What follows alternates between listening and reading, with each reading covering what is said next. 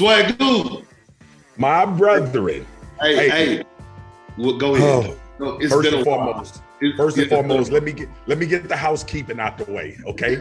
Cousins and kin folks, we apologize. All right, we are sorry. We've been gone. It's been a lot happening. Big Perk is winding down to the playoffs in the NBA, traveling like crazy. I've been traveling like crazy with my kids, but that is no excuse. We left y'all hanging. We apologize, but we back like we never left. And you better buckle up, because it's a lot of stuff to talk about today, bro. It is. And we're going to talk about your bar fight you was in on Twitter. I wanted to get in there and throw a chair. But look, I want to apologize too. Look, not only to the people, but to you. Dog, I miss you, bro. And look, I know you, my brethren. I know when you busy, because look, when I called you and you was in a bar fight, I said to myself, he busy and trying to fight all these people. I said, look, You was in the gym. You was in the gym with Lil Perk. I was in the gym with Marcus Jr. The same day I'm having the bar fight. So we gonna get to all of that, man. Listen, bro. Listen, man. It's been some happenings in your league, bro. Yeah. Especially today. Okay. Yeah. Now the news broke with Woj that Frank Vogel would be out, I think yesterday or the day before yesterday. And then it was finally made official today. And I know how you felt about that previously. We've had a conversation about that. But dude, what is wrong with the Lakers? Was this the right decision? Just you go, bro. Go. Yeah. Well, I'm gonna call it the double D's, okay? Dysfunctional and disrespectful.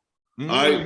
When you go with the dysfunctional part, you look at it overall, right? You look at they're the only team that you could see that's like a title contender, that's building, that's trying to go for it all, but not actually building for the future.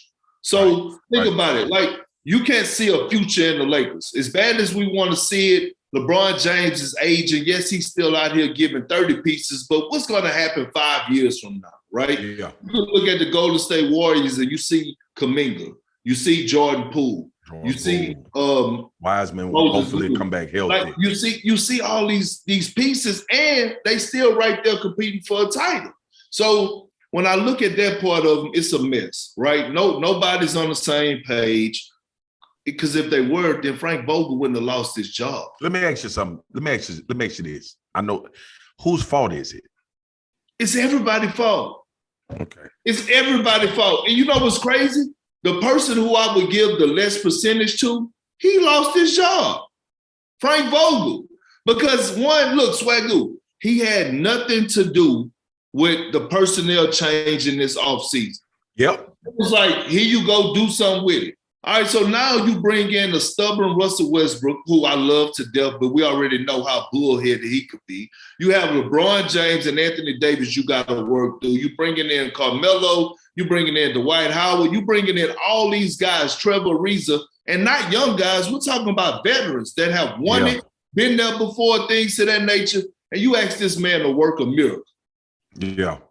I thought the management part of the roster, right? And the reason why I asked you whose fault was it, and obviously, you know, LeBron got some fault in that because he has influence, right? Even if he's not making the final call, there is a high influence on not only getting LeBron a championship, but when you got LeBron, you feel like all we got to do is fill in the pieces. The problem that the Lakers had, I'm gonna first talk about basketball. The problem the Lakers had is when Caruso left. Players like that is the problem with this team. All right. And then I'm gonna go to Vogel, bro. Vogel just a scapegoat, right? We all knew Frank Vogel was gonna get fired. We all knew it. As much as you and I hate it, and I don't like it, I'm in the same club with you about not liking that. And I heard you talking about it. He's not even 2 years removed from a championship. All right, but here's what happens, Perk. Here's what happens. You ain't gonna blame LeBron. You owe Russell Westbrook half of $100 million damn near. You trying to appease the Anthony Davis, knowing damn well, based on history recently, he ain't gonna be available for every game, but you can't piss him off too much because by chance he may be available for an entire season, and we know his skill set. And then you brought in Carmelo Anthony, and to your point, Trevor Ariza. You went and got Malik Monk later in the season. This team is in no way no shape, no form, ready for next year. I have to catch myself and say, LeBron old. LeBron is phenomenal. And he's going to play at a high level when he's on the floor. LeBron is old. This is not the same LeBron that's going to drag 6 people across the finish line into the NBA Finals, especially when you look at the landscape of the league and understand what these other teams have done. I'm not even just talking about the East. I mean, the West. The best players in the NBA is in the East right now. They're over there. So I have a major problem. But I want to hear you on what about this front office, bro? Because we all know dysfunctionality starts from the top. What about this front office? What is the problem within that building, Perk? I'll tell you, it starts from the top. Friends hiring friends. So not the right person for the job. It's friends hiring friends. So all of a sudden, we know how Jeannie Buss is close with the Rabbits family, and all of a sudden you put both of them at the top to make decisions and overlook things. Come on, man. Like, what are we doing? First of all, if I'm a coach, I feel uncomfortable. Not only are you picking my staff, but you're also in meetings. You also around here telling me what I can and cannot do. I heard you say that's why they didn't hire Ty Lue. I heard you say that. He couldn't pick his own staff, and they tried to lowball. Like, as a coach, right? And not saying that any of the assistants, because I love Fizdale, I love Phil Handy, I love John Lucas III, all of my guys and great guys. I'm not talking about them in particular. I'm talking about the head coach. How can you tell a head coach who his assistant's going to be when the head coach want to bring somebody in that they trust? Because let me tell you what ended up happening. In every sport around the world, no matter what you say, majority of those assistant coaches want what? A head coach's job. At some point in time. If I don't bring somebody in that I respect, that I trust, and they have the respect for me not to go behind my back and stake me in any way, then guess what? You just put me in a position to fail. Because now I don't know if this guy on the bench is somebody reporting to you. I don't know if he's reporting anything that I'm saying or I'm doing. I don't know what this guy's agenda is. So how can you tell me who I'm going to pick for my staff? That's one.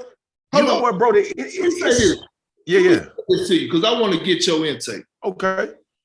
They starting to be so damn disrespectful, bro. And let me tell you why. It started with Jerry West, okay?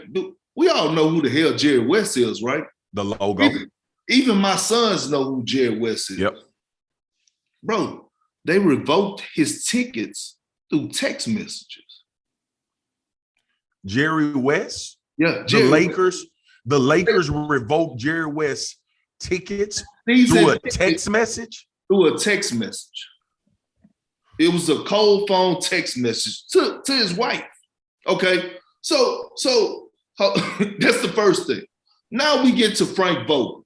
Okay? Dog, Frank Vogel just won a championship with them. Okay, if you are going to fire him or you fired him, bro, it's how you do something. That's just like respect. Swagu, that's like me coming on here with you, big dog.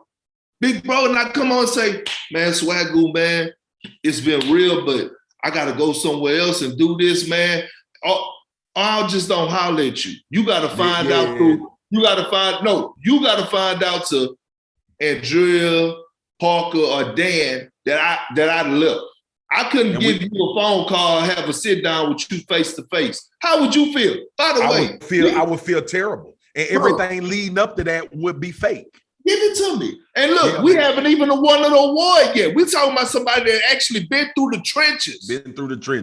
Bro, they done been through the trenches and won. Like, dude, go ahead, man. I'm with you on that, bro. And I always say it, man, because I hate to bring it into the conversation, but this is what I try to tell people about the Dallas Cowboys. Bro, until you ain't winning championships if that front office ain't right. I don't give a damn how good your players are. You are not going to get it done if your front office is not right, bro. You know how many teams that had good players, great players, and great teams that ended up at home watching the finals, that ended up at home watching the Super Bowl because the front office is the players on the court or on the field in football's case is a reflection of what is happening in that front office. Come on. That is what it becomes. And to your point, man, with Frank Vogel, and I know, like, you and Stephen A went back and forth about this earlier this year because I understood what you were saying. I understood what Stephen A was saying. And we all knew Frank Vogel was going to be the scapegoat. We all knew that, right? But to your point, bro, there's a type of tact that you got to have, a type of respect that you got to have for a dude that put another Larry O'Brien trophy in your trophy case, right? The Lakers, and this too, Perk, is what people forget. Do y'all remember what the Lakers were before that championship? See, this is why I love sitting down with you and having these conversations. Because folks be forgetting. You know what? It's like dog. It's like when I'm able to sit in my house and see my family and keep a consistent roof over my kids' head, keep food in their belly, and have the things that I need in order to make them live a good life.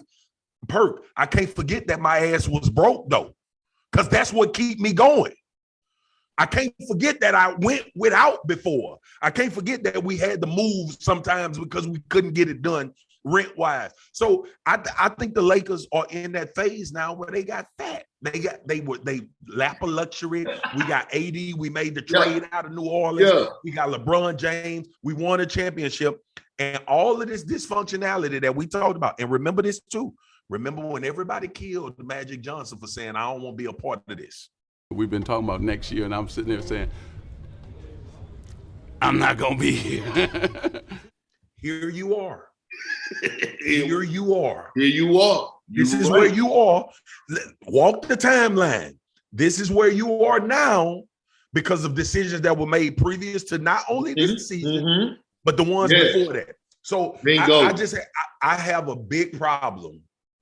One, with Frank Vogel being asked a question about his job in a press conference without having a conversation with the Lakers front office. And the second part is when it comes to fruition, I saw that they posted a tweet of the man holding the damn trophy. Come on, man. It's the way you do stuff, bro. And I know it's billionaires and franchise owners, and they don't feel like they got to answer to no damn body. Man, treat people the right way when they done a great job for you. Yes, dog. And we're talking about a picture. The man couldn't get a video.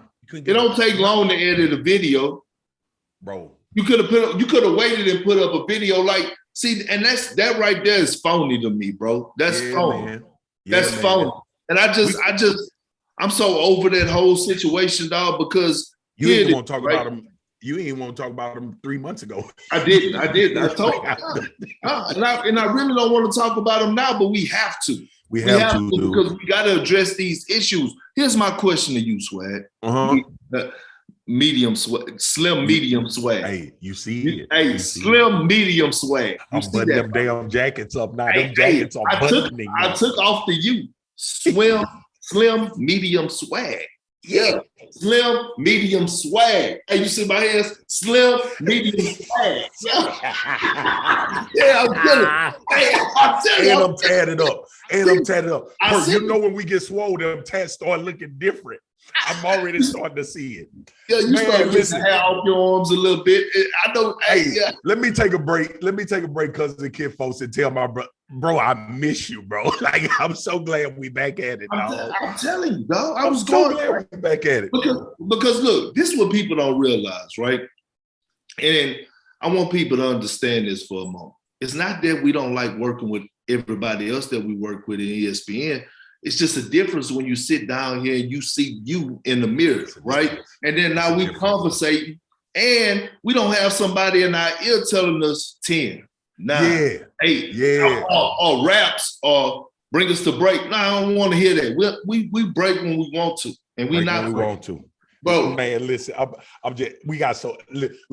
Let's try to do our job. Okay, I got a question. I got a question because I didn't fill out my ballots. Okay, I didn't filled out who I got winning the MVP. I filled out who I got winning the Defensive Player of the Year, 6-man, All NBA. I done all that. It's due tonight to those people out there. I need to know right now.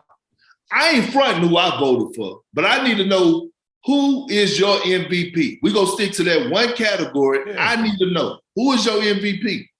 I ain't got to contemplate it, Joel Embiid. Thank you. Why? I ain't got to contemplate. Listen, man. Tell me why. Listen, bro. I have the amount of respect that I have for Joel Embiid. I go back to last offseason when Joel Embiid said, "Don't ask me no more about Ben Simmons.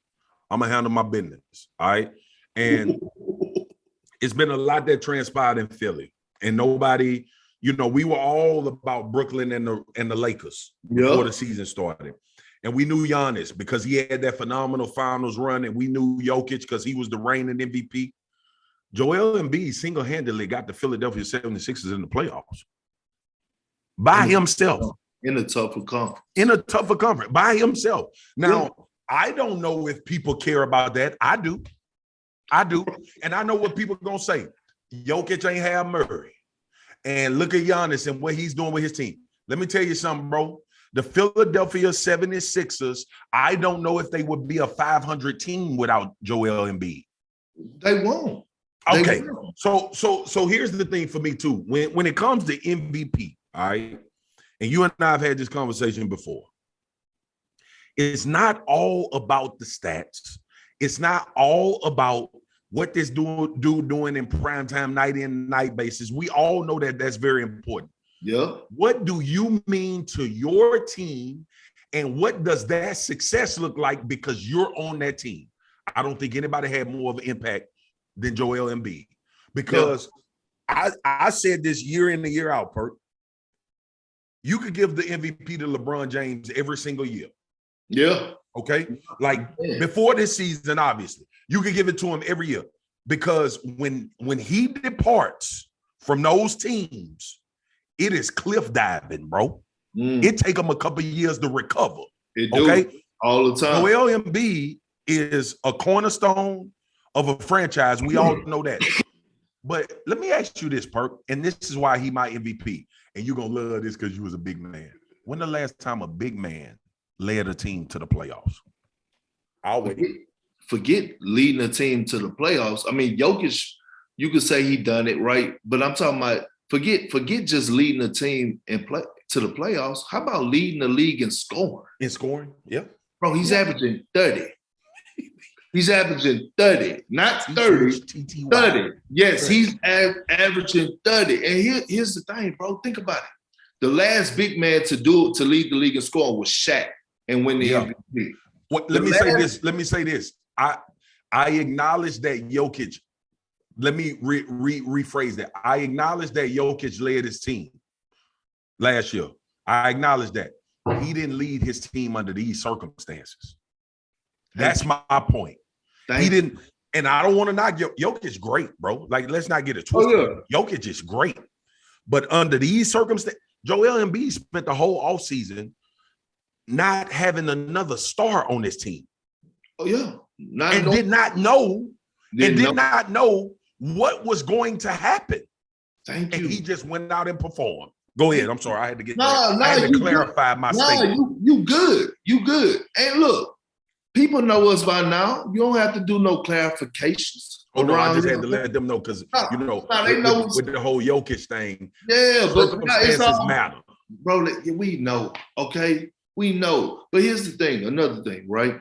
The last big man to average 30 in the league, the center, no, Shaq didn't even average 30. Not 30. Who averaged 30? Will?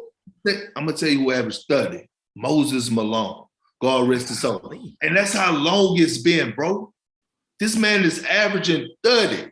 That means every single night, you know for sure, he going out there and damn near handling you 35 or 40 points a night, dog. And all of it matters. And because from everywhere. Yes, because even when they acquired James Harden, guess what? Guess what, Swag? He still had to show up because James Harden has not shown up yet like he's supposed to. So he still have to go out there and give you 47-13. Dude, I don't know how, like I always know, okay? There's an argument for every guy we got in these top MVPs. Everybody can formulate an argument. Bottom line is, bro, without Joel Embiid, the 76ers ain't getting there, period. No. Now, you could say that about Jokic, and you could say that about Giannis, but I feel way more comfortable about their teams than I feel about what the Philadelphia 76ers would be without Joel Embiid. Hey, okay, cool. Since we own Embiid, I know why I stand at this, and I got to ask you this question. The Sixers are playing the Toronto Raptors in the first. They're going to beat the Raptors and lose in the next round. Oh. Yep. I hate to say it, but I think they're going to beat the Raptors. Who would they have? They would have Miami? They got Miami. See, yeah, that's up for grabs. I got to see them play because let me tell you what. I got you. Just how much James Harden has been a disappointment. We could say the same about Jimmy Butler. Yeah. Yeah, so I got to see how things go look in the first round, but I'm with you because all these people around here keep talking about, and I get it. Look, Toronto has surprised a lot of people. I didn't expect them to be in the playoffs, but they are. Shout out to Nick Nurse. Shout out to Van Vliet. Shout out to Pascal Siakam. Shout out to all of them for holding it down here. Shout out to Masai Ujiri for putting this team together. Okay, cool. But they're not beating the 76ers, dog. I don't believe so either, bro. No, you can't match it. You can't match that. But look. And you know what when you get to this point, it's players over plays, cuz. It's players over plays at this point. Hey, you put that cuz on there? I know you pissed off. You bit that. You bit that. And you did it so naturally. You were so mad. You wasn't even, it's near you right now. You wasn't even talking to me. Hell no. I'm talking to everybody that need to know it, that deny it. I'm talking to y'all. Hey, you said that in the fight go with it. Look, this what I gotta ask you though. Swag. Oh, you rubbing your head. What's going on? He done got to rub. Talking about fighting. CSX, a growing Fortune 500 logistics company, has immediate openings for freight train conductors. If you are looking for a rewarding career offering paid training at nearly $25 per hour, competitive benefits, and you share a passion for great service, apply today at csx.com/careers. That's csx.com/careers. CSX, committed to supporting military and veteran families and their communities. CSX is an equal opportunity employer. You know I gotta be missed. I wanted to jump in there. I wanted to throw a chair, wanted to hit somebody over the head with a bottle. But you know, I wake up and the first thing I may jump on my cell phone is Twitter. Okay. Yeah. I'm gonna check my messages and I need to see what's going on in the world. If you want to find out what's going on in the world, just go on Twitter. It'll tell you everything and more. So I get on there. One, I see, a good brother Haskins, passed away, man. Rest in peace. God rest his soul for sure. Praying for his family, hope that the man, that he able to live beyond, up in the heavens. And man, we just want to appreciate him. We ain't trying to go to, but I get there and I see people on there, and this was what bothered me. People are on there making a fuss about a damn tweet and the way it was delivered. And I saw you in there fighting, and I saw what you were saying, and I want to get your thoughts on it, and I want you to dive into it. But here's my thing, bro. And one thing about us, we keep it 100. I'd be like, Swag, you was in the wrong, or Perk, you was in the wrong. 100%. I can't tell you that because nothing you did was wrong. All you was trying to say is, yes, our colleague shouldn't have put it out there like that, okay? He did. He made a mistake. He took it down. He apologized to the parents. Okay, cool, but the news is out. Can we sit up here and have a moment not to recognize or lock in? This is how small-minded people are. We rather lock in and dive on why the tweet was delivered and should he do this and this should happen. Why? And the crazy part about it, Swag? Let me tell you about this, Swag. The sad part about it is they want you They want you, Swag, to fight the fight how they would want it to be fought. Like why? Why you gotta fight it like them? Long as you fighting it, why do you have to fight it like them? And it's crazy to me because I'm sitting up here saying to myself, Swagu just said he talked to Ellen. Swagu just said this is how their phone conversation went. Why? Why is it so important for you to put him on blast on social media? How is that helping the problem? Because like I tell you all the time, it's a fake world out there on social media where people want to be enraged. They want to fight. They want if something happens and it's against what they feel or they believe, they just want to go off, right? And Perk, you and I have talked about this. Our cousins and kin folks know this. When I got a problem with a man and I got his number, I'm calling his phone. I ain't going on Twitter. I ain't going on Instagram. I had Adam Schefter's number. And I called him and I said, Shefty, that need to come down. It's disrespectful. Period. Right? Because I got a relationship with Shefty. And I'm not going to disclose everything that we talked about, but I can say Shefty felt terrible. He was remorseful. But see, this is what pissed me off. And I'm glad you said it, bro. And I'm glad we going here because we go here on this podcast. Yeah. Every time, bro. And I gotta go here. We finna ruffle some god doggone feathers. So what? Everything ain't about black people and white people. Everything ain't about them. Everything don't have no connotation of race. If you legitimately try to get an understanding, all right. So this is what happens to us, Perk. This is what happens to us. So I fire off the tweet. I said, look, man, the man made a mistake. I guess I said one where he ain't perfect. Okay. That went crazy. Everybody went crazy. Oh, look at Spears tap dancing for the white man. He got to be a company guy. ESPN, he got to take it. Man, let me tell y'all something. We keep trying to tell y'all. Like, I'm straight if I don't work for ESPN. I'm good. I played 9 years in the NFL, took care of my money, and invested very well. I say what I want to say, okay? Right. The public ain't going to dictate what I'm saying. Right. Adam Schefter ain't going to dictate what I'm saying. Stephen A. Smith, Jimmy Pitaro, the president of ESPN, Dave Roberts, nobody. I speak freely, okay? But I speak with some god doggone sense, bro. Yeah. Okay? Just sense. When the tweet came out and I saw the tweet, I got angry.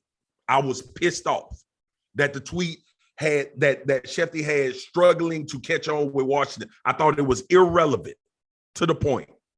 So I didn't go over I didn't quote tweet Shefty. I quote tweet people when I don't have their damn number. So they know what I got to say. Right. I got Adam Schefter number in my phone. Okay. Look, Perk, because we get going. We get going. This was, y'all can't see that. I talked to Shefty on Saturday. I talked to Shefty today, and we had a conversation. And and this is why I said everything ain't black and white. Yeah. Because Shefty said, legitimately didn't understand why people were so angry. And I had to explain to him. I said, Shefty, a lot of times as black athletes and black people, we get dehumanized when something happens to us and it becomes just about who we were for the public. Right. And the reason why you getting this type of venom is because you brought up something that was irrelevant to this man's death. Okay. Now, I'm not telling people to agree with it because I didn't. And see, that's what people miss. That's what our people miss when I was going back and forth on Twitter. Y'all, they really thought I was okay with the tweet. Right. Like, what you mean? I'm literally screaming, I have called this man because I have a problem with the tweet. I called him. And let me let everybody know this, because Shefty is my guy. Shefty messed up just like all of us. But I will tell people this. When I got on the phone with Shefty, it wasn't no, Shefty, can you take the tweet down? Can you remove the tweet? Cause that's gonna hurt my feelings. Shefty, the tweet need to come down, bro.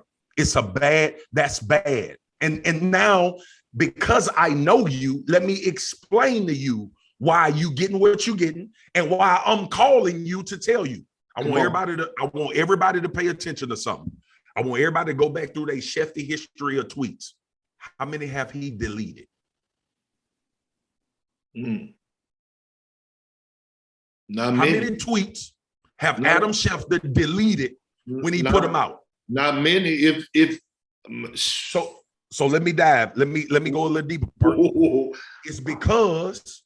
It's because as a friend, I called him and told him why that was disrespectful. And you know, Schefter being the guy that he is, was like, yo, I did not look at it that way. People got to understand when it comes to Woj and Shefty, these dudes sometimes are like robots.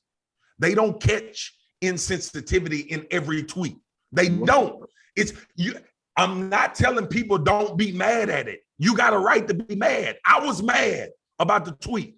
But see, so that's not an excuse. That's just the reality of what Woj and Shefty are. They firing off 1 million tweets a year. Okay, bro. Real quick, they barely sleep. They barely. That's not it. No, but people need to realize this. I'm serious about this. Like, bro, they barely sleep. They may get 3 or 4 hours of sleep every 24 hours because they have. Go ahead, dog. I got details about the tweet and the text exchanges that transpired that I ain't gonna share because I don't give a damn about the public being mad at me. I know what transpired. I don't care. Let me tell everybody on Twitter that was mad at me. I do not care. You know what? I don't. Okay. So let me get to this last point on this particular situation. I'm gonna be through with it. All right. Because what I felt bad about through all of that conversation is that it got lost. We lost Dwayne Haskins, a 24-year-old dude. And Perk, I hate saying this because, you know, we got this term called clout chasing in our community. Now, I checked on Dwayne Haskins every once in a while, right? Like I would hit him in the DM. I would text him, "How you doing, man? You good?" I checked on him because I know what he went through in Washington. Yeah, I know that was a terrible situation, and I wanted the young man to keep his head right. And then when he got with Mike Tomlin, I said, "Bro, you're in a great situation with a coach that's going to understand you. Go there and do your work." And that's what he was in Florida doing. Unfortunately, it was a bad accident, and he lost his life. That got lost. That's what I felt bad about. Throughout all of this conversation about the Shefty tweet and you tap dancing for the white man and all, what got lost is there's a family mourning a 24-year-old man that was on his way to having a successful NFL career. There's a wife mourning a 24-year-old husband that was just beginning to start their life. That is where I want to apologize because that got lost in all of that BS that was going on. But let me tell y'all something, man. I got a ton of respect for our cousins and kin folks. I got a ton of respect for fans. They watch, they tune in, whether they hate on us or whether they love us, Perk. I ain't changing for y'all. Yeah, I ain't. So it is what it is when it comes to that point. But ultimately, bro, that whole situation sometimes it just showed how the public is so ready to destroy people.